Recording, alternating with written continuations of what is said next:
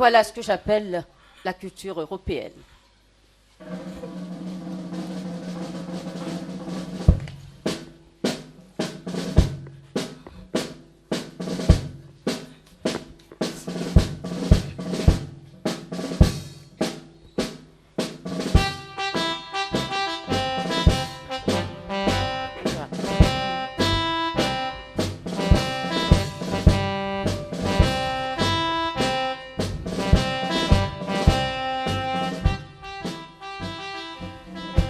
Jacques Espet, 27 ans, officier, a envoyé il y a 2 jours une lettre du front. Y a-t-il des nouvelles? Pas de nouvelles. Hey, bonheur, ne m'abandonne pas. Tu es à moi, ne t'en vas pas. J'ai prêté mon mari à l'armée et je compte bien le récupérer, je me fous du reste.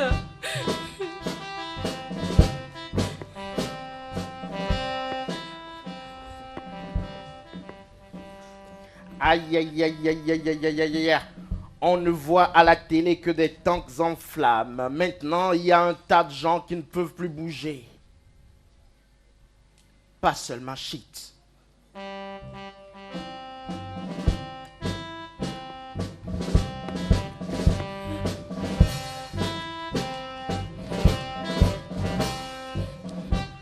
Jacques Espet, 27 ans, officier, a envoyé il y a 2 semaines une lettre du front. Marié l'année passée, femme sur le point d'accoucher. Seul soutien financier d'un beau-père paralysé. Jacques Espet, 27 ans, officier. Y a-t-il des nouvelles? Ah, Pas de nouvelles. Sharon, tu peux aller, va-t'en. Va dans une autre rue, va dans une autre ville, va voir chez les voisins. Je veux que mon mari me revienne avec 2 jambes ou 2 mains et tout le reste.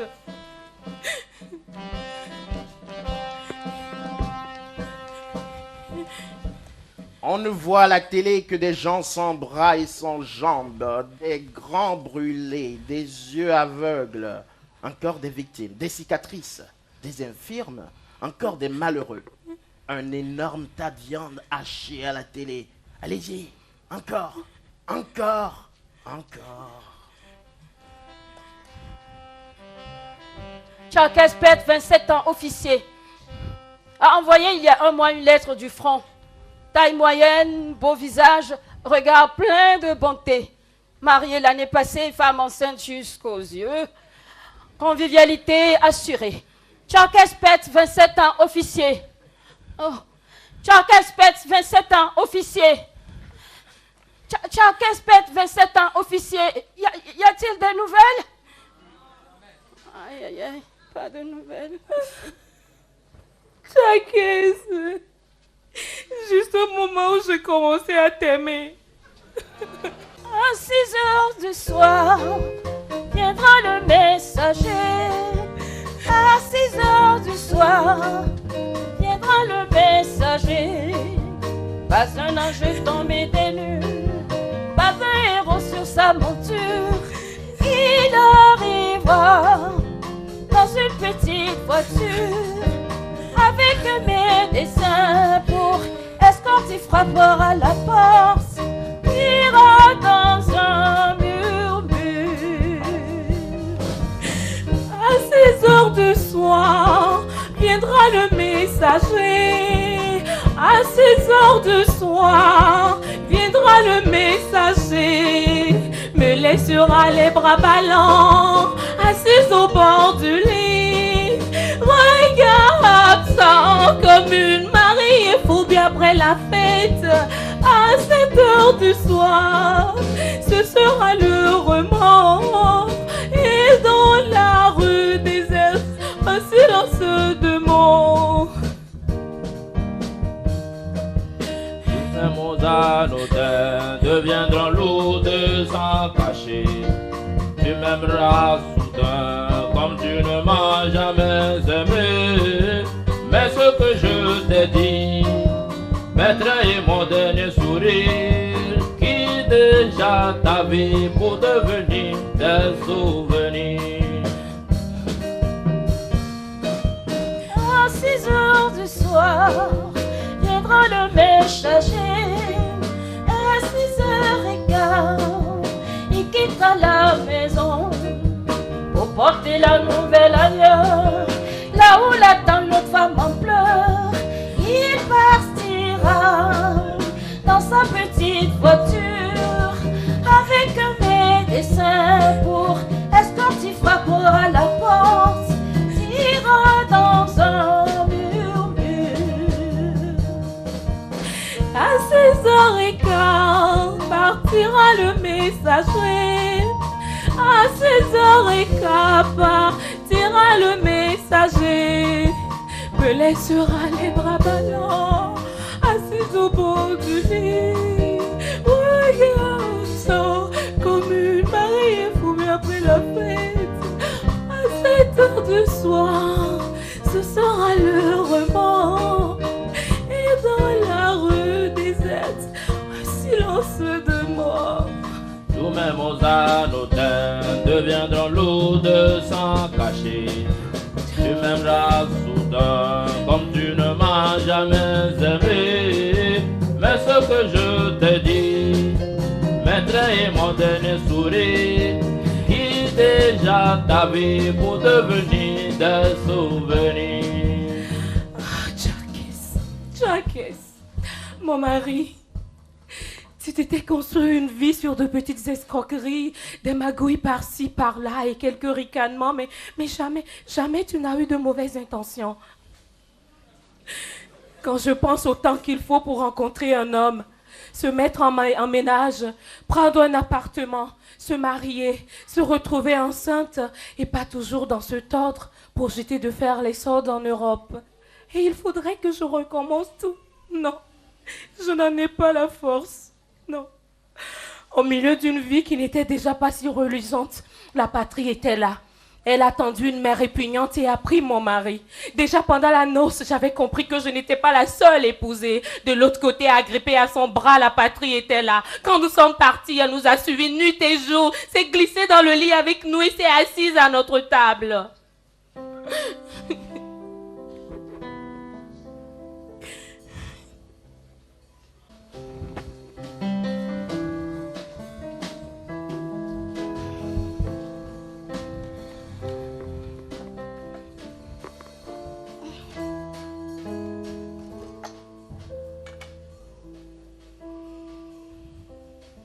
12 000 francs le kilo de steak. Je finirai par me faire frire les fesses. Ça reviendrait moins cher et je saurais ce que je mange. Les temps sont durs, ma fille. Tu t'étais trouvé un mari et voilà qu'il n'y a plus personne. Va-t'en compter sur les hommes, leurs promesses. Ils ne les tiennent jamais. Masse-toi les fesses, allez. Qu'elles soient bien tendres pour que tu aies quelque chose à proposer le jour où ton mari se décidera à venir. Qui est-ce? Charques. Charques? Mais les morts ne viennent pas chez les gens au milieu du dîner. Les morts ont leur heure de visite dans les rêves. Que voulez-vous? Un steak. Un steak? Je veux bien un steak. À 12 000 francs le kilo de steak, on voudrait que je nourrisse aussi les morts. Je suis couché seul dans le noir à me rappeler le goût du steak. Spryzy, souviens-toi des poissons, des frites et d'une bouteille de vin sur la plage. Souviens-toi de notre gâteau de mariage. Va-t'en, Charques, et laisse-moi te pleurer en paix.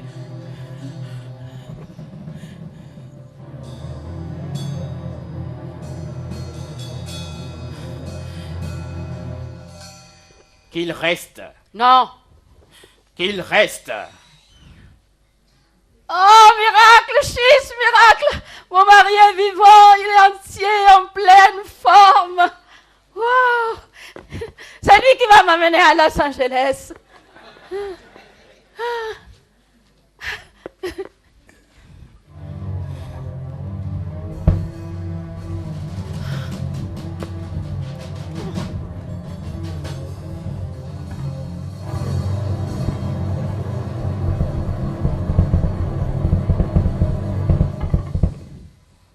Qu'il reste sous la table, à nos pieds. Qu'il lèche les miettes du plancher, rampe sur ses blessures, macère dans sa pourriture, qu'il colle ses joues en sang à la semelle de mes pantoufles. Ravi de rentrer à la maison. Merci. J'ai toujours eu un faible pour toi, petit. Au ras du sol et trépassé, tu m'es encore plus cher. Et les affaires sont les affaires. Avec un gendre mort en dessous de la table, une fille veuve avant l'âge, une femme dont les cheveux ont blanchi, je pense que je peux reprendre le travail. Tu m'as laissé une entreprise de terrassement, je continuerai donc à creuser, sur terre et sur mer. Je doublerai le capital, le nombre des bulldozers, je doublerai les guerres, élargirai les frontières, quadruplerai les mains qui travaillent au noir, je multiplierai les morts et je ferai savoir à tous ceux qui font la fine bouche qu'ils n'ont qu'à chercher la réponse sous la table. J'ai faim, on mange. On mange, j'ai dit.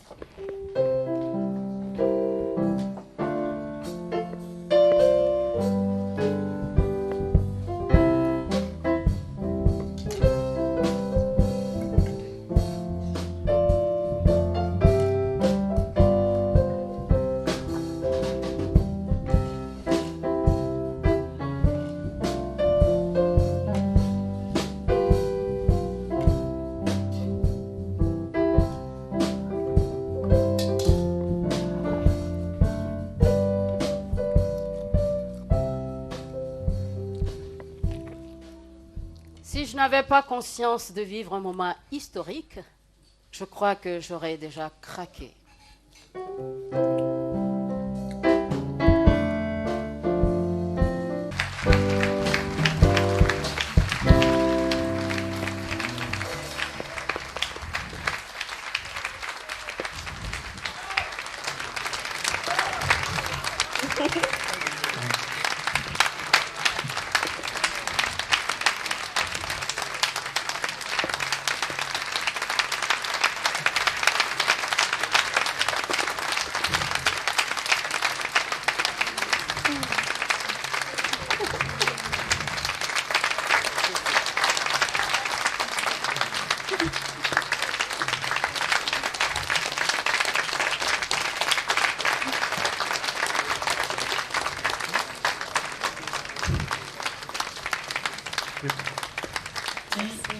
Merci, chers spectateurs, pour cette attention toute particulière.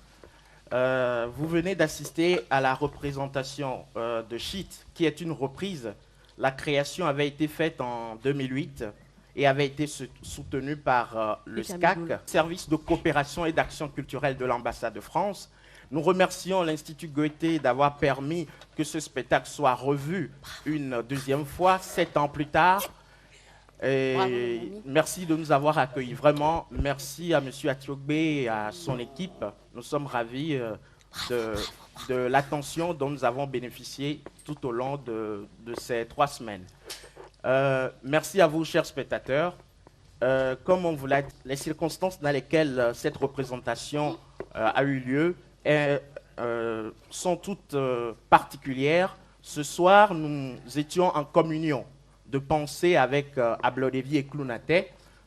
Pour ceux qui ne le connaissent pas, auront l'occasion de le voir en image. C'est lui qui tenait le rôle titre de cette pièce. Ce soir, il est sur un lit d'hôpital et attend d'être opéré. Nous profitons de cette communion artistique pour lancer un appel à toutes les bonnes volontés qu'il nous aident à l'aider, à se soigner, car il en a besoin.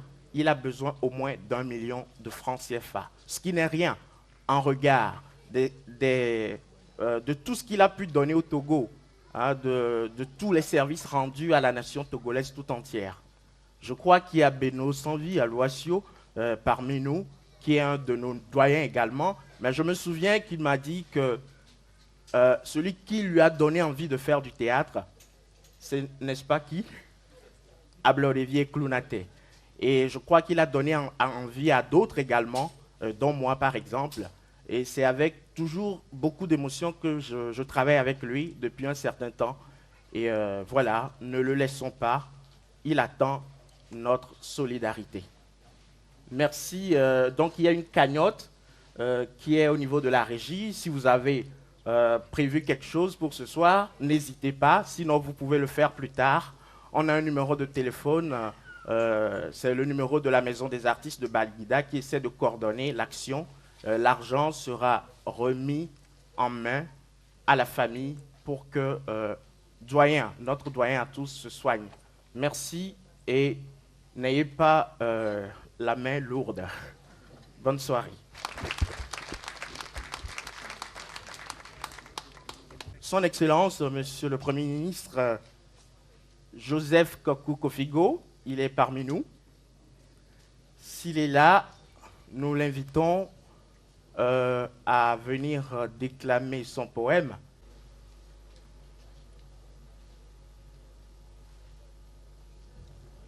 Je ne comprends pas pourquoi personne ne veut de ma petite espace. Que lui manque-t-il? Rien. Mais c'est même carrément une bonne affaire. Tout en chair. Aucune perte. Pas le moindre dodo. De quelque côté que tu la tournes, c'est l'opulence. L'opulence. Tu aimes le gigot? Et voilà du gigot. Tu préfères la poitrine?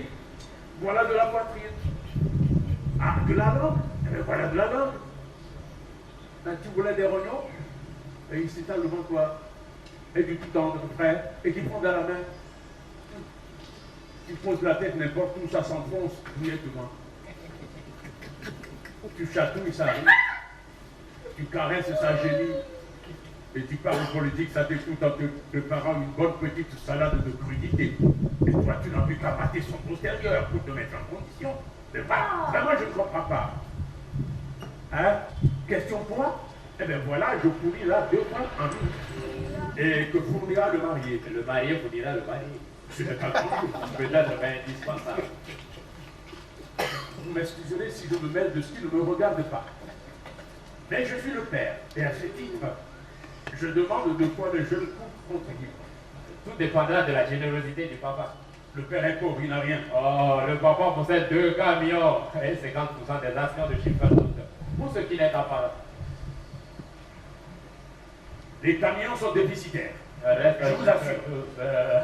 Ouais, des rumeurs, le père dément.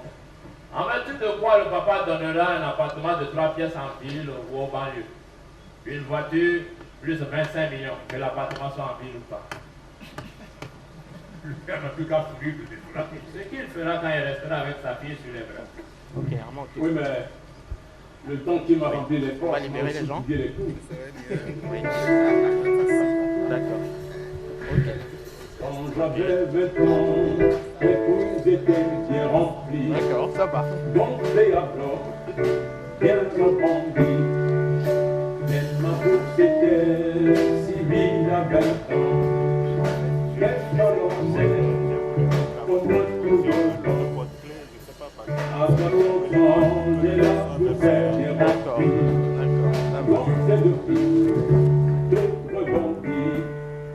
Mais mes couilles sont si vides à 60 ans qu'elles se balancent lamentablement. Et c'est sur nos camps que notre argent a fondu. Et entre nos cuisses. Voilà, merci. Donc voilà, sachez que nous avons à notre disposition un lot de porte-clés voilà, qui sera revendu et dont la recette sera reversée à M. Eklounate Ablodevi. Voilà le numéro de téléphone qui s'affiche. Si vous voulez vous manifester plus tard, n'hésitez pas. Le 91 99 90 04. Il y aura de la transparence. Nous essaierons de faire un compte rendu à la fin de cette opération. Voilà, sinon rien ne vous retient plus ici. Bonne soirée et à bientôt. Si c'est 100 francs, si c'est 500 francs, si c'est 1000 francs, si c'est 5000 francs, c'est toujours quelque chose qui sort des 1 million qu'il faut trouver. Du 1 million qu'il faut trouver. Donc, commençons. Moi, je peux vous dire que tout vous retient ici. Nous devons pouvoir mobiliser une bonne partie de ce million ce soir. Les hommages à titre posthume, je ne les aime pas beaucoup.